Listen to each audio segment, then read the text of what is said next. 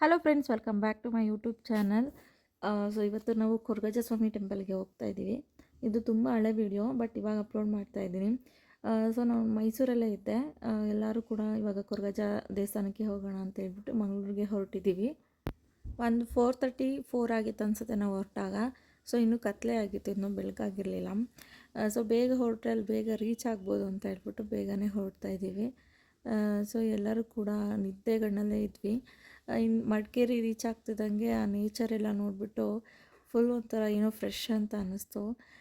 So ಮಲಗಿರೋರೆಲ್ಲ ಎದ್ಬಿಟ್ಟು ನೇಚರೆಲ್ಲ ನೋಡ್ತಾ ಇದ್ವಿ. ನಾನು ಫಸ್ಟ್ ಟೈಮ್ ಹೋಗ್ತಾ ಇರೋದು ಕೊರಗಜ್ಜ ಸ್ವಾಮಿ ದೇವಸ್ಥಾನಕ್ಕೆ. ಸೊ ತುಂಬ ದಿನಗಳಿಂದ ಅನ್ಕೋತಾ ಇದ್ದೆ ಹೋಗಬೇಕು ಅಂತ, ಬಟ್ ಹೋಗೋಕ್ಕೆ ಆಗಿರಲಿಲ್ಲ. ಸೊ ನಾವು ಎಷ್ಟೇ ಅಂದ್ಕೊಂಡ್ರು ಯಾವುದೇ ದೇವಸ್ಥಾನಕ್ಕೆ ಹೋಗಬೇಕು ಅಂತ, ಬಟ್ ಯಾವಾಗ ಅದು ಆಗುತ್ತೆ ಆವಾಗಲೇ ಹೋಗೋಕ್ಕಾಗೋದು. ತುಂಬ ಸಲ ಅಂದ್ಕೊಂಡಿದ್ದೀನಿ ಹೋಗಬೇಕು ಅಂತ, ಹೋಗೋಕ್ಕೆ ಆಗಿಲ್ಲ. ಫೈನಲಿ ಇವತ್ತು ಹೋಗ್ತಾ ಇದ್ದೀವಿ. ಸೊ ರೀಚ್ ಆಗಿದ್ದೀವಿ ಕೊರಗಜ್ಜ ಟೆಂಪಲ್ಗೆ. ಸೊ ಇಲ್ಲಿ ಹೇಗೆ ಅಂತ ಹೇಳಿದ್ರೆ ಒಳಗಡೆ ವಿಡಿಯೋ ಏನೂ ಅಲೋ ಮಾಡಲ್ಲ, ಫೋನಲ್ಲಿ ಮಾತಾಡೋದಕ್ಕೂ ಬಿಡೋದಿಲ್ಲ, ಅಷ್ಟು ಸ್ಟ್ರಿಕ್ಟ್ ಆಗಿದ್ದಾರೆ. ಸೊ ಹಾಗಾಗಿ ಕಾಂಪೌಂಡಿಂದ ಆಚೆನೇ ನಾನು ವಿಡಿಯೋ ಎಂಡ್ ಮಾಡಿದೆ. ಸೊ ಒಂಥರ ಖುಷಿ ಆಯಿತು ಹೋಗಿದ್ದು. ಸೊ ಇಲ್ಲೇ ತುಂಬ ದೇವಸ್ಥಾನಗಳಿದೆ ಕೊರಗಜ್ಜ ಟೆಂಪಲ್ಲೇ. ಇದೊಂದಾಯಿತು, ನೆಕ್ಸ್ಟು ಇನ್ನೊಂದು ಕಡೆನೂ ಇತ್ತು.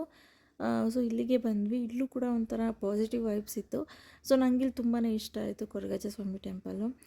ಸೊ ಇಲ್ಲಿ ರಕ್ತೇಶ್ವರಿ ಅಮ್ಮ ಅಂತ ಇದ್ದಾರೆ. ಫಸ್ಟು ಅವ್ರನ್ನ ಹೋಗಿ ನಾವು ನಮಸ್ಕಾರ ಮಾಡಿ ಅವ್ರ ದರ್ಶನ ಮಾಡಿ ಅದಾದಮೇಲೆ ನಾವು ಕೊರಗಜ್ಜ ಸ್ವಾಮಿಗೆ ಹೋಗಬೇಕಾಗತ್ತೆ. ಅಲ್ಲೇ ಪಕ್ಕನೇ ಇದೆ ದೇವಸ್ಥಾನ. ಸೊ ಗುಡ್ಸ್ಲಲ್ಲಿ ಇರೋದು ದೇವಸ್ಥಾನ. ಸೊ ಎಷ್ಟು ತಂಪಾಗಿತ್ತು ಅಂದರೆ ನಿಜವಾಗ್ಲೂ ತುಂಬಾ ಇಷ್ಟ ಆಯಿತು. ನಾವು ದೇವಸ್ಥಾನಕ್ಕೆ ಹೋದಾಗ ಒಂಥರ ಪಾಸಿಟಿವ್ ಅಂತ ಅನಿಸ್ಬೇಕು.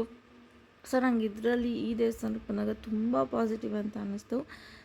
ಸೊ ನನಗಂತೂ ತುಂಬಾ ಖುಷಿ ಆಯಿತು, ಅಂದ್ಕೊಳ್ತಾ ಇದ್ದೆ ಬರಬೇಕು ಅಂತ.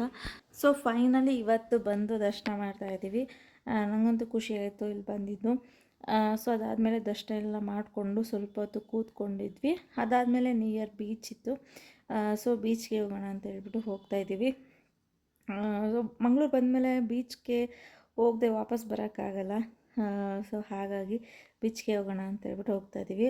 ಸ್ವಲ್ಪ ಹೊಟ್ಟೆ ಹಶ್ವಾಗ್ತಾಯಿತ್ತು, ಹಾಗಾಗಿ ಏನಾದ್ರು ಸ್ನ್ಯಾಕ್ಸ್ ಲೈಟಾಗಿ ತಿಂದ್ಕೊಂಡು ಆಮೇಲೆ ಬೀಚೊಳಗಡೆ ಹೋಗೋಣ ಅಂತ ಹೇಳ್ಬಿಟ್ಟು ಹೋದ್ವಿ. ಹಾಗೆ ಇಲ್ಲಿ ಒಂಟೆ ಮೇಲೆ ಕೂತ್ಕೊಳ್ಳೋಣ ಅಂತ ಹೇಳ್ಬಿಟ್ಟು ಕೂತ್ಕೋತಾ ಇದ್ದೀವಿ.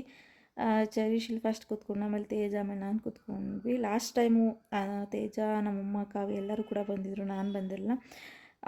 ಈ ಸಲ ಚರೀಶ್ ಎಲ್ಲರೂ ಕರ್ಕೊಂಬರ್ಬೇಕು ಅಂತ ಹೇಳ್ಬಿಟ್ಟು ಬಂದಿದ್ದೀವಿ. ಇಲ್ಲಿ ಚರಿ ಆಟಾಡ್ತಾ ಇದ್ದ. ಅಂದರೆ ನೀರೊಳಗಡೆ ಮಕ್ಕಳನ್ನ ತುಂಬ ದೂರ ಕರ್ಕೊಂಡು ಹೋಗಿ ಭಯ ಆಗುತ್ತೆ. ಸೊ ನಾನೇನು ದೂರ ಹೋಗಿರಲಿಲ್ಲ, ಅಲ್ಲೇ ತುದಿಯಲ್ಲೇ ಕೂತ್ಕೊಂಡು ಅವನ್ನ ಆಟಾಡಿಸ್ತಾ ಇದ್ದೆ. ಮಕ್ಕಳಿದ್ದಾಗಂತೂ ತುಂಬಾ ಕೇರ್ಫುಲ್ ಆಗಿರಬೇಕು. ನಾವು ಎಷ್ಟೇ ಎಚ್ಚರದಿಂದ ಇದ್ರೂ ಕೂಡ ಅದು ಕಡಿಮೆನೇ.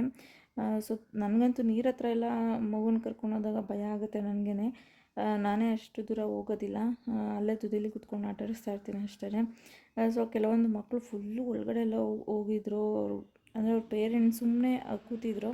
ಆ ಮಕ್ಕಳನ್ನೆಲ್ಲ ಬಿಟ್ಬಿಟ್ಟು ಬಾಲ್ ತೊಗೊಂಡೆಲ್ಲ ಆಟಾಡ್ತಾಯಿದ್ರು. ಬಾಲ್ ಹೋದಂಗೆಲ್ಲ ಅವರಲ್ಲೆಲ್ಲ ಹೋಗ್ತಾಯಿದ್ರು. ಸೊ ಅದೆಷ್ಟು ಧೈರ್ಯವಾಗಿ ಕೂತ್ಕೋತಾರೆ ಅಂತ ನಿಜವಾಗ್ಲೂ ನಂಗೆ ಗೊತ್ತಿಲ್ಲ. ನನಗಂತೂ ನೀರಲ್ಲಂತೂ ಸ್ವಲ್ಪ ಭಯ ಇದ್ದೇ ಇರುತ್ತೆ, ಯಾಕಂದರೆ ಮಗು ಇರೋದ್ರಿಂದ ಭಯ ಆಗೇ ಆಗುತ್ತೆ. ಹಾಗಾಗಿ ಸ್ವಲ್ಪ ಹೊತ್ತು ಅವನ್ನೆಲ್ಲ ಕೂರಿಸ್ಕೊಂಡು ಆಟಾಡಿಸ್ಕೊಂಡು ಕರ್ಕೊಂಡು ಹೋಗೋಣ ಅಂತ ಹೇಳ್ಬಿಟ್ಟು ಅಲ್ಲೇ ಆಟಾಡ್ತಾಯಿದ್ವಿ. ಚೆನ್ನಾಗಿತ್ತು, ಒಂಥರ ಎಂಜಾಯ್ ಮಾಡಿದ್ವಿ. ಸೊ ಮಧ್ಯಾಹ್ನ ಆಗಿಬಿಟ್ಟಿತ್ತು, ಹಾಗಾಗಿ ಬಿಸಿಲಿರೋದ್ರಿಂದ ನೀರೊಳಗಡೆ ಆಟಾಡೋದಕ್ಕೆ ಒಂಥರ ಚೆನ್ನಾಗಿತ್ತು. ಆ ಅಲೆಗಳೆಲ್ಲ ಬಂದಾಗ ಸೊ ಫುಲ್ ಸ್ಪೀಡಾಗಿ ಬರ್ತಾಯಿತ್ತು ಒಂದೊಂದು ಅಲೆಗಳು. ಆವಾಗ ಚೆನ್ನಾಗಿತ್ತು. ಚರಿ ಬಂತು ಅಂತ ಹೇಳ್ಕೊಂಡು ಅವನು ಸಖತ್ ಎಂಜಾಯ್ ಮಾಡ್ದ. ಸೊ ಮಕ್ಕಳು ಎಂಜಾಯ್ ಮಾಡಲಿ ಅಂತಲ್ವ ನಾವು ಕರ್ಕೊಬರೋದು. ಸೊ ಅವ್ನು ಖುಷಿಪಟ್ಟ. ಅದಾದಮೇಲೆ ಫುಲ್ ಫ್ರೆಶಪ್ ಎಲ್ಲ ಆಗಿಬಿಟ್ಟು ಇವಾಗ ಬಂದ್ವಿ. ಇವನು ಬಂದಿದ್ದ ಕಡೆಯೆಲ್ಲ ಏನಾದರೂ ಟಾಯ್ ತಗ್ಸ್ಕೊತಾನೆ ಇರ್ತಾನೆ. ಅವನು ಒಂದು ಇಲ್ಲದೇನೂ ಕೂಡ ವಾಪಸ್ ಹೋಗೋದಿಲ್ಲ. ಆ ಥರ ಅವನು ಫುಲ್ ಹೊರಗಡೆ ಮನೆಯಿಂದ ಒಂದು ಏನಾದರೂ ಅಂಗಡಿಗೆ ಹೋದ್ರೂ ಅಷ್ಟೇ, ಏನಾದರೂ ಆ ಕಡೆಯಿಂದ ಏನಾದರೂ ಟಾಯ್ ತೊಗೊಂಡು ಬರಲೇಬೇಕು ಅವನು.